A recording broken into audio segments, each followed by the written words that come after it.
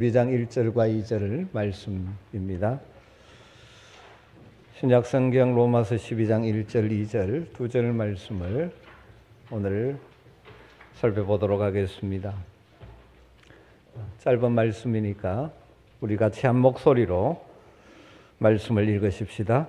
그러므로 형제들아, 내가 하나님의 모든 자비하심으로 너희를 권하노니 너희 몸을 하나님이 기뻐하시는 거룩한 산 제물로 드리라. 이는 너희가 드릴 영적 예배니라. 너희는 이 세대를 본받지 말고 오직 마음을 새롭게 함으로 변화를 받아 하나님의 선하시고 기뻐하시고 온전하신 뜻이 무엇인지 분별하도록 하라. 아멘. 네, 오늘 대구 국제 마라톤 때문에 길들이 많이 막혔는데도 또 사모하는 마음으로 이 예배의 자리에 참여하신 모든 우리 성도들에게 더 특별하고 큰 은혜가 임하게 될 줄로 믿습니다. 우리는 아버지 하나님의 놀라운 사랑과 은혜로 하나님의 자녀들이 되었습니다. 그리고 때를 따라 도우시는 하나님의 은혜를 덧입어 살아가는 줄로 믿습니다. 그렇다면 우리들은 과연 하나님 앞에서 어떤 자세로 어떤 삶을 살아야 하겠습니까? 시편 기자가 이런 고백을 했습니다. 시편 116편 12절을 보면 내게 주신 모든 은혜를 내가 여호와께 무엇으로 보답할까? 내게 주신 모든 은혜를 내가 여호와께 무엇으로 보답할까? 여러분, 하나님의 은혜를 아는 자들은 이런 마음으로 살아야 할 줄 믿습니다. 아무 자격 없는 우리들을 영광스러운 하나님의 백성 삼아주신 그 하나님의 은혜에 감사하면서 우리 역시 하나님을 사랑하기에 우리에게 주신 것들을 하나님을 위하여 드리고 사용하며 살아가는 것, 이것이 성숙한 하나님의 백성들의 모습입니다. 그런데 우리 가운데 많은 사람들은 여전히 하나님께 드리는 삶에 관심을 가지기보다는 여전히 계속해서 하나님으로부터 무엇을 받을까에 더 관심을 가지는 경우가 많은 것 같습니다. 여러분은 어떻습니까? 물론 하나님 우리에게 풍성하게 주시는 분이십니다. 그러나 신앙이 성숙할수록 내가 무엇을 받을까 보다 하나님을 위해서 내가 어떻게 살까, 하나님을 위해서 무엇을 드릴까에 더 관심을 가지게 되는 것이죠. 저는 우리 교회 우리 아멘교회 모든 성도들이 믿음이 점점 더 성숙해져서 하나님께 받는 것보다 드리는 것에 더 관심을 가질 수 있는 은혜가 있기를 간절히 소망합니다. 로마서 12장이 시작되었습니다. 12장은 하나님의 은혜로 구원받은 성도들이 어떻게 살아가야 하는지에 대해서 아주 구체적이고 실제적인 말씀들로 채워져 있습니다. 11장까지 길게 설명한 우리에게 주신 놀라운 생명의 복음의 말씀을 토대로 해서 이 복음으로 구원받은 그리스도인들이 구체적으로 삶의 어떤 모습으로 살아가야 하는지를 제시하고 있죠. 한마디로 말하면 우리는 세상에서 하나님을 모르는 사람들과는 다르게 살아야 합니다. 하나님의 은혜를 모르는 사람들과는 다르게 살아야 한다는 것입니다. 여러분, 그런데 중요한 것은 그렇게 살아가는 동기, 왜 우리가 하나님을 모르는 세상 사람들과 다르게 살아가야 하는가, 그 동기가 참 중요합니다. 우리가 그리스도인답게 살아가는 바른 동기가 무엇일까요? 1절 말씀 앞부분에서 우리는 두 가지 단어에 주목할 필요가 있습니다. 1절을 같이 한번 읽어볼까요? 그러므로 형제들아, 내가 하나님의 모든 자비하심으로 너희를 권하노니 너희 몸을 하나님이 기뻐하시는 산 제물로 드리라. 이는 너희가 드릴 영적 예배니라. 1절 전반부에서 우리의 동기를 설명해 주는 두 단어가 있다고 봅니다. 첫 번째 단어는 그러므로라는 단어입니다. 여러분, 그러므로로 시작된다는 것은 이 말씀은 앞에 말한 말에 근거해서 이야기를 한다는 것이죠. 그러니까 로마서의 전반부인 1장부터 11장까지의 내용을 기초로 해서 이 권면을 한다는 것입니다. 그 내용이 간단히 정리하면 무엇입니까? 흔히 말하는 복음, 복된 소식이죠. 우리는 아무 자격 없는 존재였는데 값없이 하나님의 은혜로 말미암아 오직 믿음으로 예수 그리스도의 의를 덧입어 의로운 하나님의 자녀가 되었다는 것이죠. 우리의 행위나 노력과 상관없이 전적인 은혜로 그 아들 예수 그리스도를 이 땅에 보내주시고 그분이 우리의 모든 죄를 대신 지심으로 예수 그리스도의 의를 믿음으로 받은 우리들. 그래서 하나님의 법정에서 의인이 되으며 하나님의 자녀가 되었다는, 그래서 하나님의 끊을 수 없는 사랑을 받는 존재가 되었다는 것. 이것이 로마서 전반부의 핵심이죠. 이 놀라운 복음의 진리를 아는 자들은 그렇기 때문에 이렇게 살아야 한다는 것입니다. 또 두 번째 단어는 하나님의 모든 자비하심으로 라는 단어입니다. 이것도 다시 똑같은 사실을 다시 한번 강복하는 것이죠. 우리 그리스도인들이 하나님을 모르는 사람들과 다르게 살아야 하는 이유는 하나님의 모든 자비하심을 받은 자이기 때문에, 하나님의 풍성한 자비하심, 아무 자격 없는 우리를 긍휼히 여기시고 그 놀라운 변함없는 사랑을 베풀어 주셔서, 그리고 그 하나님의 끊을 수 없는 사랑 안에 살게 해주신 그 하나님의 자비하심, 그 자비하심을 받은 자들이기에 우리는 다르게 살아야 한다는 것입니다. 그러므로 하나님의 모든 자비하심으로, 이 짧은 표현을 통해서 알 수 있는 것은 우리가 세상에서 그리스도인으로 하나님의 자녀로 그리스도의 제자로 살아가는 이유는 전적인 하나님의 그 은혜에 대한 감사의 반응이어야 한다는 것입니다. 여러분, 이런 복음에 대한 확신, 그 은혜에 대한 감격의 동기를 가지고 우리는 신앙생활을 구체적으로 하는 것이죠. 이런 동기가 없이 그냥 신앙생활하면 우리의 신앙생활이 윤리적인 수준에 머물 수 있고, 또 더 나빠지면 율법주의적인 신앙에 머물고, 이걸 지키지 않으면 하나님 벌 줄까 싶어서 두려워 떨면서, 그리고 그렇게 살기에 내가 좀 행위가 선한 행위들을 좀 하면 나는 이런 존재하고 교만에 빠지고, 또 내 삶이 그렇지 못할 때 자신을 보면서 절망하고 낭망하고 내가 이래서 천국 가겠나, 뭐 이런 두려움 속에 빠지는 거죠. 사랑하는 성도 여러분, 우리는 하나님의 풍성한 자비와 긍휼로 구원받은 하나님의 자녀들이 된 줄로 믿습니다. 이 영원히 취소되지 않는 구원을 받은 하나님의 자녀들입니다. 그 사랑에서 끊을 것은 세상에 아무것도 없다고 선언하고 있죠.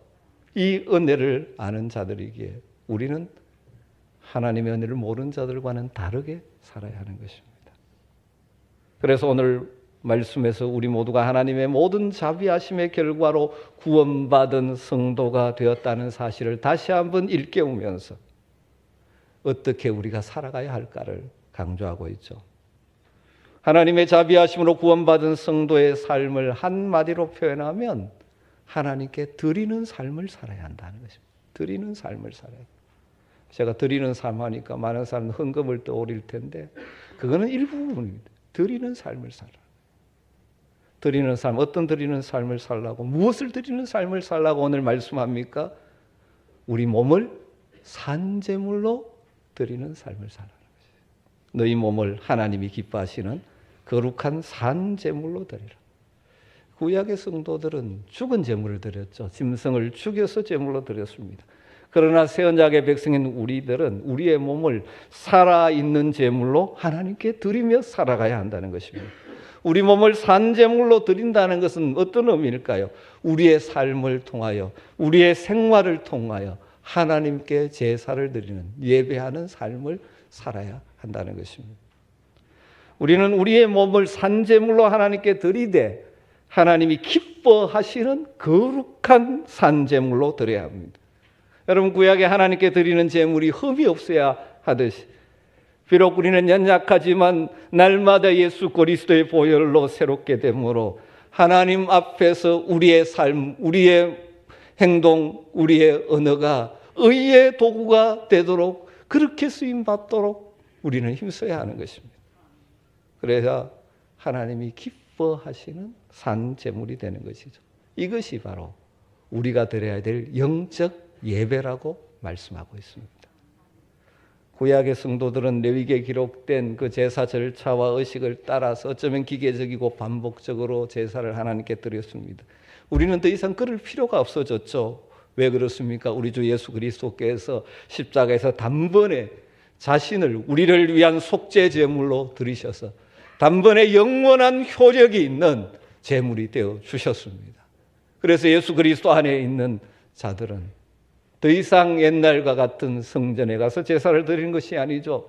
신약에 오면 우리의 몸이 하나님의 영이 거하시는 성전이라고 말씀하고, 바로 우리가 하나님이 부름받은 제사장들입니다. 그러기에 우리는 더 이상 그런 의식적인 제사 예배 행위를 하지 않는 것이죠. 우리의 삶을 통하여 하나님께서 받으실 만한 영적 예배자가 되어야 한다는 것입니다. 여러분, 그렇기 때문에 우리가 살아가는 삶 자체가 예배의 연속이라는 사실을 잊지 말았으면 좋겠습니다. 우리 주보에 예배 축도가 끝나면 밑에 한글이 있습니다. 예배의 마침은 섬김의 시작입니다.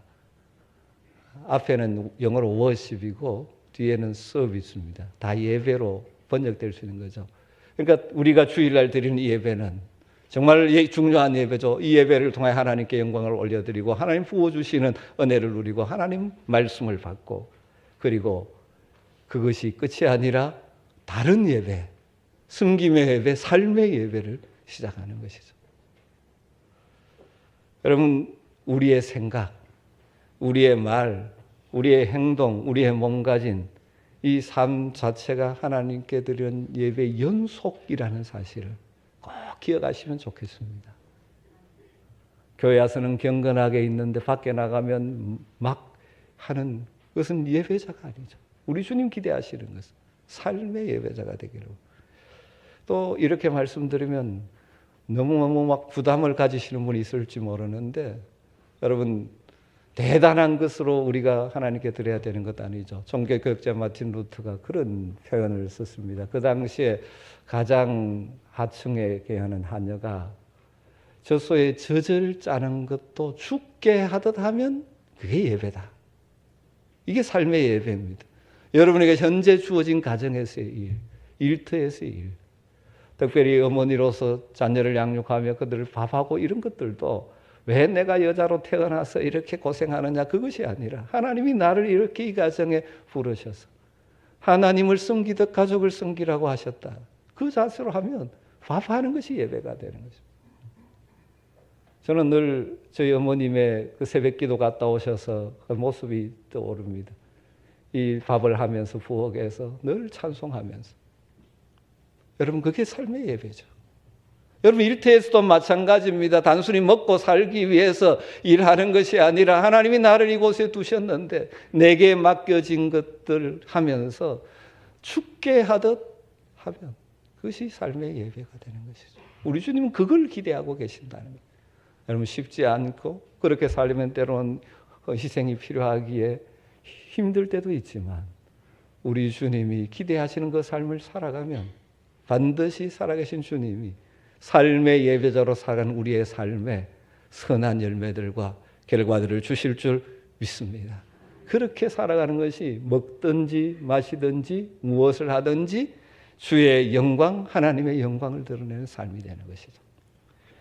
그렇다면 우리 몸을 하나님이 기뻐하시는 산제물로 드리는 영적 예배의 삶을 살려면 구체적으로 어떻게 해야 되느냐, 크게 두 가지 원리가 그 다음 2절에서 우리에게 제시되고 있습니다. 2절 말씀이죠. 2절 말씀. 너희는 이 세대를 본받지 말고 오직 마음을 새롭게 함으로 변화를 받아. 우리의 몸을 하나님께 드리는 그런 삶이 되려면 먼저 우리의 마음이 변해서 우리의 마음이 하나님께 드려져야 하는 것입니다. 몸은 항상 마음의 지시대로 움직이게 되는 것이죠. 하나님은 우리의 마음을 받기를 원하십니다. 그래서 그렇다면 우리의 마음을 하나님께 드리려면 구체적으로 어떤 원리가 필요할까요? 오늘 말씀이 제시하는 건 첫 번째로는 좀 소극적인 측면에서는 이 세대를 본받지 말아야 합니다. 이 세대를 본받지 말라. 영어 성경 NIV 성경에는 이렇게 번역해놨죠. Do not conform to the pattern of this world. 하나님을 모르는 이 세상 사람들의 삶의 패턴, 방식에 동화되지 말아라는 것입니다. 하나님을 모르는 세상 사람들의 삶의 방식, 그게 동화되어 살지 말아라는 것입니다. 하나님의 자녀들인 우리는 그래서 이 세상의 가치관과 풍조를 따라 살아가는 자들이 아니라는 것입니다. 좀 구체적으로 이 말씀을 어떻게 적용하며 설명할까 생각하는 가운데 존 스타트 목사님이 이 현대인들이 이 현대 시대에 세상의 지배적인 다양한 가치관들, 특별히 우리 그리스도인들이 세상과 다르게 사는 일에 실패하게 만드는 여러 영역 가운데 4가지를 말씀하신 것이 있어서 조금 소개를 하려고 합니다. 우리는 늘 이런 가치관에, 이런 사조에, 세상 풍조에 부딪히며 살아야 하는 것이죠. 첫 번째는 다원주의라고 존 스타트 목사님은 이야기합니다. 많은 현대 그리스도인들이 다원주의 앞에 실패한다는 것이죠. 다원주의라는 말은 최근에 자주 쓰이는 말인데 과거에는 이론주의였죠. 모든 것이 하나의 기원에서 시작되었다고 믿었습니다. 진리가 있다면 하나밖에 없고 신이 존재한다면 진짜 신은 한 분밖에 없고 참된 종교는 하나밖에 없다라고 믿었습니다. 그런데 이 시대는 모든 종교의 구원이 있다고 믿고 주장하는 사람들이 더 많아졌습니다. 그래서 흔히 비유하듯이 동일한 산 정상에 이르는 여러 갈래의 길이 있다고 생각하고 믿는 사람들이 많습니다. 다원주의입니다. 그리고 이런 다원주의 사고를 인정하는 것이 교양 있고 학식 있는 태도라고 주장하는 시대에 살고 있습니다. 신이 존재한다면 한 분이어야 하고 신을 참되게 만나는 길은 하나밖에 없다고 말하면 편협한 사람 취급받는 시대가 이 시대입니다. 그러나 정말 제대로 종교를 살펴보면 모든 종교가 같다는 말은 존 스타트 목사님 표현으로 하면 wishful thinking, 낭만적인 기대, 실제가 아닌 기대라고 합니다. 다 종교마다 제시하는 구원이 다르고 그 구원의 길이 다릅니다.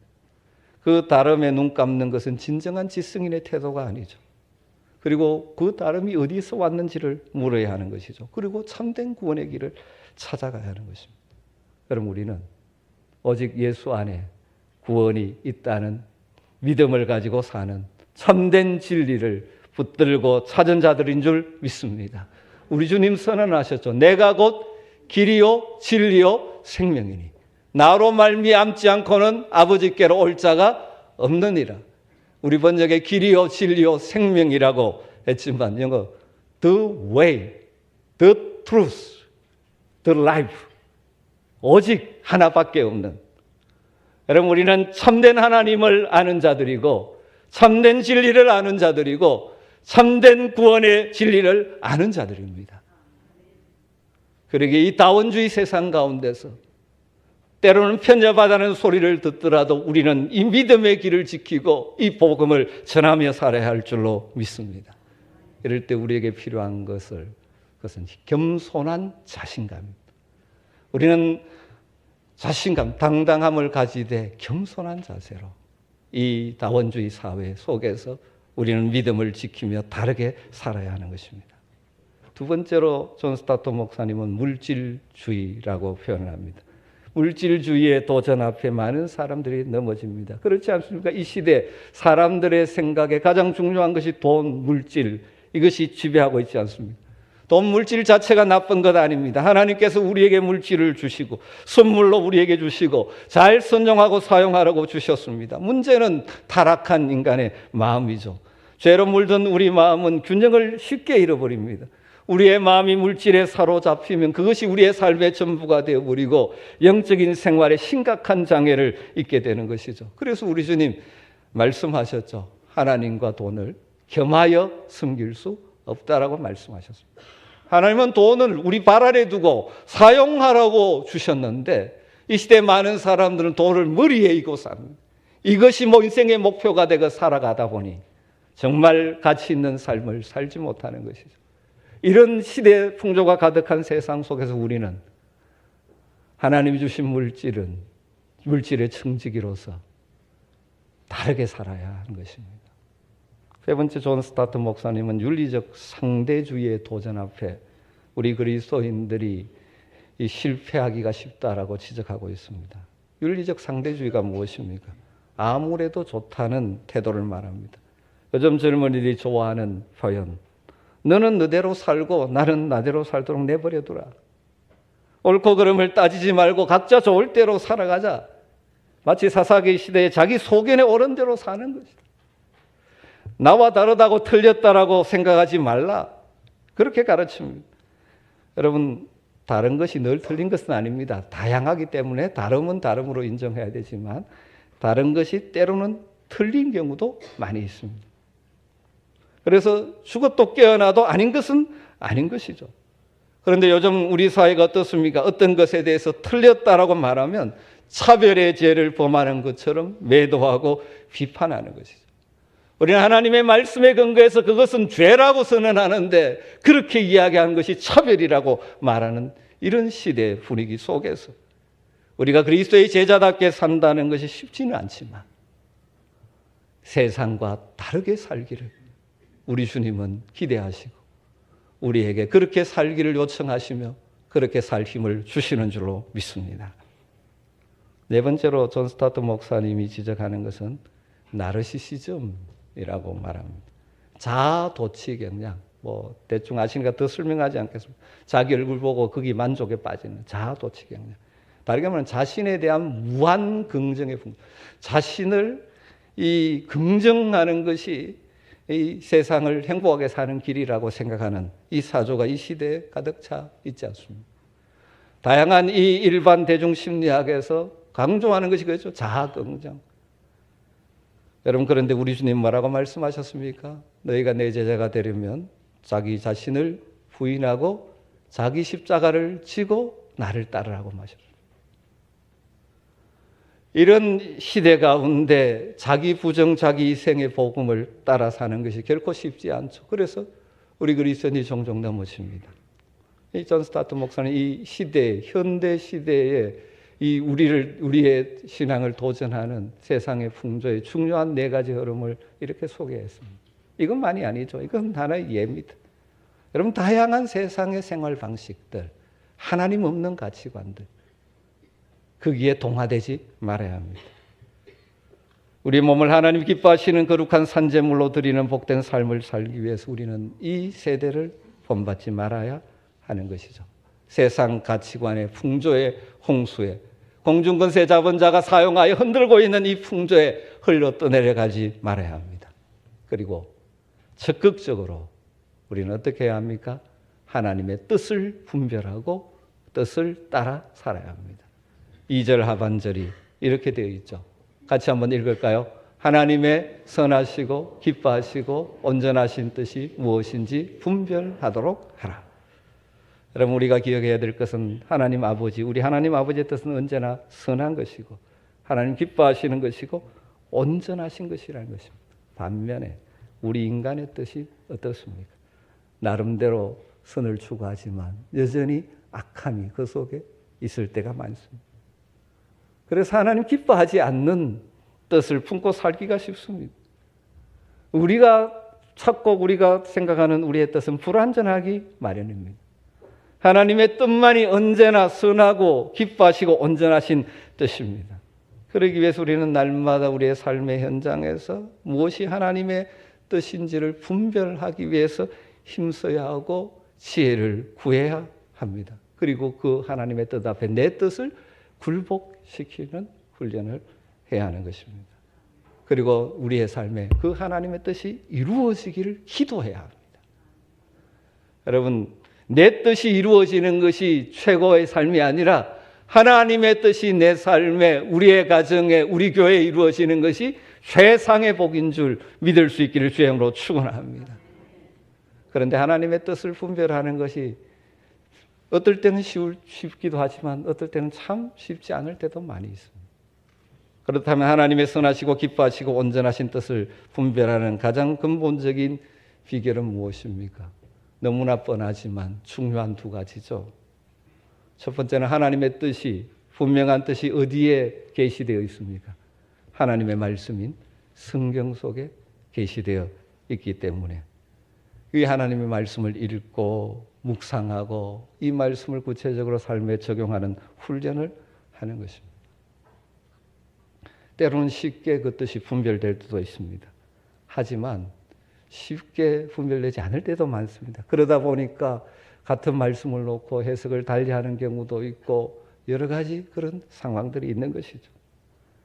그렇기 때문에 늘 말씀을 읽고 묵상하고 해도 깨달아지지 않을 때도 있습니다. 그러나 늘 하나님의 뜻을 구하며 물으며 살아가면 순간순간 하나님은 자신의 뜻을 말씀을 통해서 우리에게 깨닫게 해주시고 인도해 주실 줄 믿습니다. 그때 깨달은 만큼 순종하면 되는 것이죠. 그리고 말씀과 함께 중요한 것이 기도 생활입니다. 기도에는 두 차원이 있죠. 내 필요를 아뢰고 구해서 받는 차원의 기도가 있고 하나님의 뜻을 구하는 기도의 차원이 있죠. 이것이 잘 균형을 이루어야 됩니다. 특별히 우리의 상황 가운데서 하나님의 뜻이 무엇인지를 늘 구하는 기도. 우리 주님 기도를 가르쳐 주시면서 우리가 먼저 이렇게 기도하라고 말씀하셨다는 것 다 기억하고 계시죠? 하늘에 계신 우리 아버지여, 이름이 거룩히 여김을 받으시며 내 삶을 통하여 하나님의 이름이 존귀되기를 원합니다. 이게 우리의 기도예요. 하나님의 나라가, 당신의 나라가, 하나님의 나라가 임하시오며 하나님의 통치가 내 삶에 이루어지기를 기도하라고 말씀하죠. 이것을 또 다르게 표현해서 뭐라고 말합니까? 하나님의 뜻이 하늘에서 이룬 것인 거지. 하늘에서는 하나님의 뜻이 이루어지고 있습니다. 그러나 이 땅에서는 그렇지 못합니다. 내 삶에 하나님의 뜻이 이루어지게 하여 주시옵소서 기도하라는 것이죠. 말씀을 정리하십시다. 오늘 이 말씀에 비추어서 우리의 삶을 한번 점검해 보면 좋겠습니다. 여러분 다들 신앙생활을 한다고 하고 오늘도 예배를 하기 위해서 이렇게 모였는데 여러분 어떤 자세로 살아가고 있습니까? 하나님 중심으로 살지 못하고 나 중심으로 여전히 살고 있지는 않으십니까?